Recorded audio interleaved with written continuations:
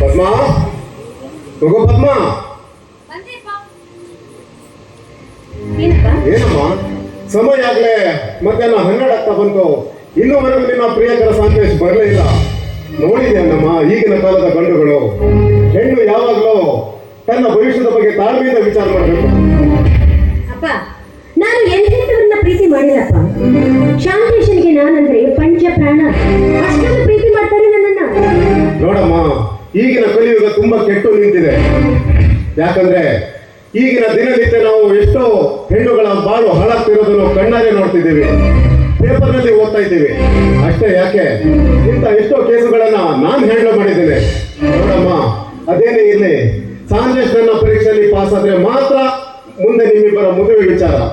ಆಯ್ತಪ್ಪ, ನನ್ನ ಶಾಂತೇಶ್ ಈ ಹುಡುಗ ಪರೀಕ್ಷೆಯಲ್ಲಿ ಖಂಡಿತವಾಗ್ಲೂ ಪಾಸ್ ಆಗೇ ಆಗ್ತಾರೆಂಬ ಬಲವಾದ ನಂಬಿಕೆ ನನಗಿದೆ. ಯಾಕೆಂದ್ರೆ ಅವರು ನನ್ನ ಶಾಂತೇಶ್, ಅದು ನೆನೆಸುವಷ್ಟೇ ಬಂದೇ ಬಿಟ್ರು. ನಮಸ್ಕಾರ, ಬನ್ನಿ. ಅಪ್ಪ, ಇವರೇ ಶಾಂತೇಶ್ ಅಂತ ಎಮ್ಮೆ ಮುಗಿಸಿ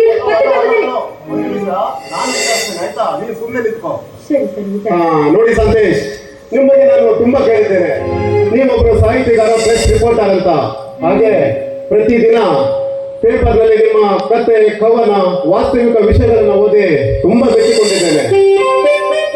ಹೌದು ಸರ್, ನನ್ನ ಸಾಹಿತ್ಯ ಚೈತನ್ಯಕ್ಕೆ ನಿಮ್ಮಂತ ಹಿರಿಯರ ಆಶೀರ್ವಾದ ಬೇಕೇ ಬೇಕು.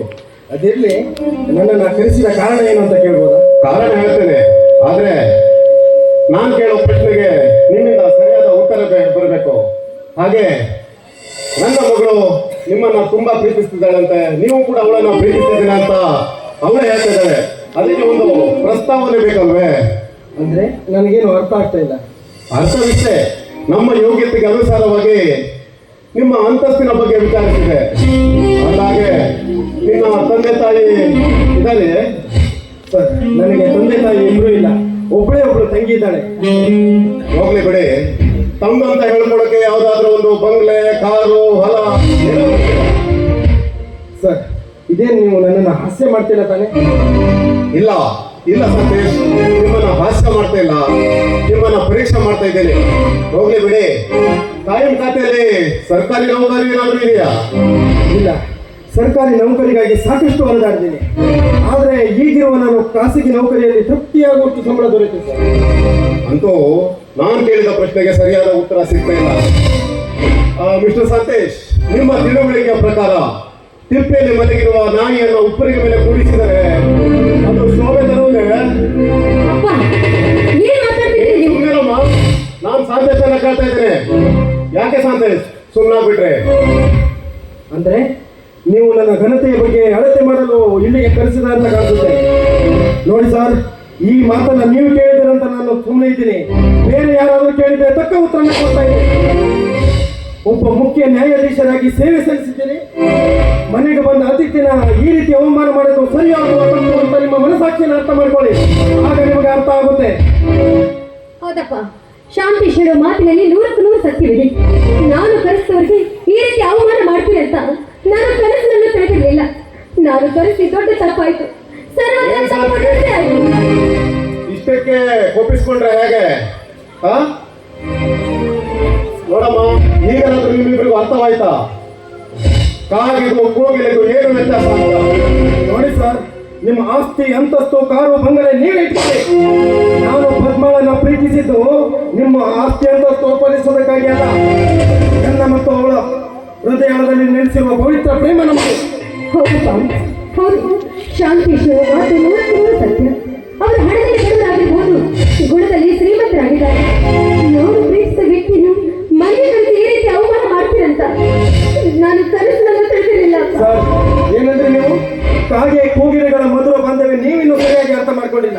ಕಾಗೆ ಎಷ್ಟೇ ಕೆಟ್ಟ ಪಕ್ಷಿಯಾಗಿದ್ರು ಕೋಗಿಲೆಗೆ ಜನ್ಮ ನೀಡುವ ಮಹಾಪುಣ್ಯವನ್ನು ಕಾಗೆ ಕಳ್ಕೊಂಡಿರುತ್ತೆ. ನೋಡಿ, ನೀವೇನೇ ಹೋಲಿಸು ಮಾತಾಡಿದ್ರು ನನ್ನ ಮತ್ತು ಪದ್ಮಳ ಪ್ರೇಮಕ್ಕೆ ಬೆಲೆ ಕಟ್ಟಲು ಯಾರಿಂದಲೂ ಸಾಧ್ಯ ಇಲ್ಲ. ಓಹೋ, ನಿಮ್ಮ ಪ್ರೇಮ ಅಷ್ಟೊಂದು ಬೆಲೆ ಬಾಳುತ್ತೆ. ಹಾಗಾದ್ರೆ ಸ್ವಲ್ಪ ತಾಳು.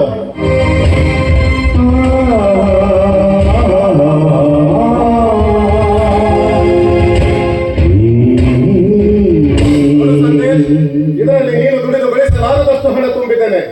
ಇದನ್ನು ತೆಗೆದುಕೊಂಡು ನನ್ನ ಮಗಳನ್ನು ಇಲ್ಲ ಇವತ್ತು ಹೊರಟೋಗ್ಬಿಡು. ಸಾಕು ನಿಲ್ಲಿಸಿ ನಿಮ್ಮ ದೊಡ್ಡಸ್ತನಕ್ಕೆ. ಕೇವಲ ಹಣದಾಸೆಗಾಗಿ ನನ್ನ ಪ್ರೀತಿಯನ್ನು ಕೊಂಡಿಕೊಳ್ತಾ ಇದ್ದೀರಾ? ಇಲ್ಲಪ್ಪ, ಇಲ್ಲ. ನಾನು ಪ್ರೀತಿ ಮಾಡಿದ ವ್ಯಕ್ತಿಗೆ ಈ ರೀತಿ ಅವಮಾನ ಮಾಡ್ತೀನಿ ಅಂತ ಕನಸಲ್ಲೂ ಇರಲಿಲ್ಲ. ಆದ್ರೆ ಕೊನೆಯದಾಗಿ ನಿಮಗೊಂದು ಮಾತು ಹೇಳ್ತೀನಿ. ಈ ನನ್ನ ಪ್ರಾಣ ನನ್ನ ಶಾಂತಿ ಹೊರತು ಮತ್ತೆ ಯಾರು ಅಲ್ಲ. ನಾನು ಜೀವನದಲ್ಲಿ ಮದುವೆ ಅಂತ ಆಗೋದಾದ್ರೆ ಅದು ಶಾಂತೇಶ್ವರ ಬಿಟ್ಟು ಬೇರೆ ಯಾರು ಅಲ್ಲ. ಜನ್ಮದಲ್ಲಿ ನೀವು ಸಾಧ್ಯವಿಲ್ಲ. ಮತ್ತೆ ಏನ್ ವಿಚಾರ ಮಾಡ್ತಿದ್ರೆ? ಹೆಣ್ಣು ಮುಖ್ಯನೋ ಹಣ ಮುಖ್ಯನೋ? ಅದು ಈ ಕಲಿಯುಗದಲ್ಲಿ ಹಣ ಇದ್ರೆ ಏನ್ ಬೇಕಾದ್ರೂ ಸಾಧಿಸ್ಬೋದು. ಇದನ್ನ ತೆಗೆದುಕೊಂಡು ನನ್ನ ಮಗಳನ್ನು ಮರೆತು ಆಟೋ. ಹಣ ತುಂಬಿದ ಬ್ಯಾಗ್, ಆದ್ರೆ ನೀವು ಗುಣ ತುಂಬಿದ ಬ್ಯಾಗ್ ಅನ್ನ ಮಾತ್ರ ಕೊಡಲಿಲ್ಲ. ನೀವು ಈ ತುಂಬಿರೋ ಬ್ಯಾಗ್ ನಲ್ಲಿ ಹಣ ಗಳಿಸಿದ್ರೆ ಏನು ಮಹಾ? ಮನುಷ್ಯ ತನ್ನ ಹಂಗು ತೊರೆದು ನಿಂತರೆ ಗಳಿಸಬಹುದು ಈ ಹಣ. ಒಂದು ಹೆಣ್ಣು ತನ್ನ ಶೀಲವನ್ನ ತೊರೆದು ನಿಂತರೆ ಗಳಿಸಬಹುದು ಈ ಹಣ. ಆದ್ರೆ ಸದ್ಗುಣ ಪಡೆದ ಇನ್ನಂತ ಹೆಣ್ಣನ್ನ ಪಡೆಯಬೇಕಾದ್ರೆ ನಾನು 7 ಜನ್ಮದ ಪುಣ್ಯ ಮಾಡಿರಬೇಕು. ತಿಪ್ಪೆಯ ಬೆಳ್ಳಿ ಬೆಳೆದ ದಾಳಿಂಬೆಯ ಹಣ್ಣನ್ನ ಬೆಳೆಸದಂತೆ ಅರಸ ಕೊನೆಗೆ ಒಂದಲ್ಲ ಒಂದು ದಿನ ನನ್ನನ್ನು ನೀವು ಹಿಂಬಾಲಿಸಿಕೊಂಡೆ ಬಂದೇ ಬರ್ತೀರಿ. ನೆನ್ಪಿಟ್ಕೊಳ್ಳಿ. ನಿಮ್ಮ ಈ ಹಣನ ಹಣೆಗೆ ಕಟ್ಕೊಂಡು ಮನೆಯಲ್ಲೇ ಕೂತ್ಕೊಳ್ಳಿ. ಅಮ್ಮ, ಈ ಜನ್ಮದಲ್ಲಿ ನನ್ನ ನಿನ್ನ ಸಂಬಂಧ ಆಗ್ತಿದ್ರು ಮುಂದಿನ ಜನ್ಮ ಅಂತ ಬಂದ್ರೆ ನಾವಿಬ್ರು ಒಂದಾಗೋಣ. ನಾನು ನಿನ್ನ ಬರ್ತೇನೆ. ಅಂತೂ ನನ್ನ ಮಗಳ ಹೊರ ಪರೀಕ್ಷೆಯಲ್ಲಿ ನೀನು ಫಸ್ಟ್ ಕ್ಲಾಸ್ ನಲ್ಲಿ ಪಾಸ್ ಆಗ್ಬಿಟ್ಟೆ. ಅಂಥದ್ರಲ್ಲಿ ನಿಮ್ಮಿಬ್ಬರ ಮದುವೆ ನಿಶ್ಚಯ ಮಾಡ್ತೀನಿ. ಮಾತನ್ನು ಈ ನಿಮ್ಮ ವಾಣಿಯನ್ನು ನಾನು ನಂಬಬಹುದೇನಪ್ಪ? ನನ್ನ ಮೇಲೆ ನಂಬಿಕೆ ಇಲ್ಲ ಅಂದ್ರೆ ಸಂತೇಶ್, ಆ ಬ್ಯಾಗ್ ಅನ್ನ ಓಪನ್ ಮಾಡಿ ಏನಿದೆ ಅಂತ ನೋಡು.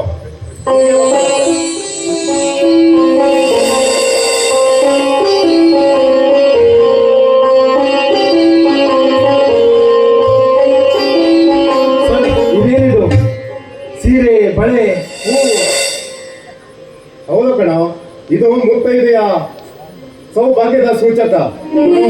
ನನ್ನ ಮಗಳ ಕೈ ಹಿಡಿಯೋ ಗಂಡು ಗಣತಿ ಆಸೆ ಪಡ್ತಾನೋ ಗುಣತಿ ಆಸೆ ಬೀಳ್ತಾನೋ ಅಂತ ನೀನು ಬುದ್ಧಿನ ಪರೀಕ್ಷೆ ಮಾಡಿದೆ ನೋಡು. ಇದೇ ತಿಂಗಳು 31ನೇ ತಾರೀಕಿಗೆ ಕುಮಟಾದಲ್ಲಿ ನಿಮ್ಮಿಬ್ಬರ ಮದುವೆ ನನ್ನ ಖರ್ಚಿನಲ್ಲಿ ನಾನು ಸಂಪೂರ್ಣ ಮಾಡಿ ಮುಗಿಸ್ತೇನೆ. ಆಯ್ತಾ? ಎಷ್ಟೊಂದು ತಮ್ಮ ವಕೀಲರಂತೆ ನಾನೇನಾದ್ರೂ ತಪ್ಪು ಮಾತಾಡಿದ್ರೆ ದಯವಿಟ್ಟು ನನ್ನ ಕೇಳಿಸ್ಬಿಡಿ. ನೋಡು, ಆ ಹೂವನ್ನ ನನ್ನ ಮಗಳ ಹುಡುಗಿಗೆ ತುಂಬೆ ಅವಳಿಗೆ ಸೌಭಾಗ್ಯದ ಸ್ಥಾನ ನೀಡು.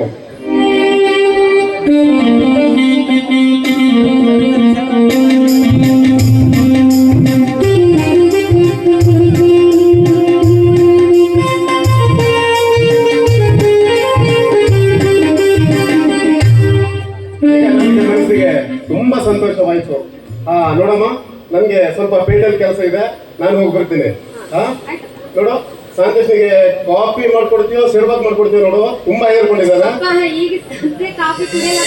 ಹಾಗಾದ್ರೆ ಶರ್ಬತ್ತೆ ಕೊಡಮ್ಮ, ಯಾಕಂದ್ರೆ ತುಂಬಾ ಹೇರ್ಕೊಂಡ್ಬಿಟ್ಟಿದ್ದಾರೆ. ಅವಲ್ಲ ಯಾಕೆ ಈಗ? ಇರ್ಲಿ ಬಿಡಪ್ಪ, ನಾನು ಹೋಗಿ ಬರ್ತೀನಿ. ಆಯ್ತಾ? ಸಂತೇಶ್ ಶರ್ಬತ್ ಕುಡ್ಕೊಂಡು ಹೋಗ್ಬೇಕು. ಆಯ್ತಾ? ನೀವು ಆರಾಮಾಗಿ ಹೋಗ್ಬನ್ನಿ. ಏನ್ರಿ, ಅಂತೂ ನಮ್ಮ ಅಪ್ಪನ ಮುಂದೆ ಸ್ವಲ್ಪ ಧೈರ್ಯವಾಗಿ ಇಟ್ಕೊಂಡು ಮಾತಾಡೋದು ಧೈರ್ಯ ಬಂತು. ಬೇಕಲ್ವಾ? ಎಷ್ಟಂದ್ರೂ ವಕೀಲರು ಬೇರೆ, ನ್ಯಾಯಾಧೀಶ. ಅಲ್ಲ, ನಾನ್ ನಿನ್ನ ಮನೆಯಲ್ಲೇ ಮಾತಾಡಿ ಅಂತಿದ್ರಿ. ಹಾಗಂತಿದೆ. ಹೆಣ್ಣು ಕೊಡ್ಬೇಕಲ್ವಾ? ಹೆಣ್ಣು ಕೊಟ್ಟು ಕಣ್ಣು ಕೊಟ್ಟು ದೇವರು. ಹೌದಲ್ಲ? ಈಗ ಸದ್ಯ ನಿಮಗೆ ಕಾಫಿ ಟೀ ಬೇಡ ಅಂತ ನನಗೆ ಗೊತ್ತು. ಸಣ್ಣ ಮಜ್ಜಿಗೆ ತರ್ತೀನಿ ಹೇಳಿ.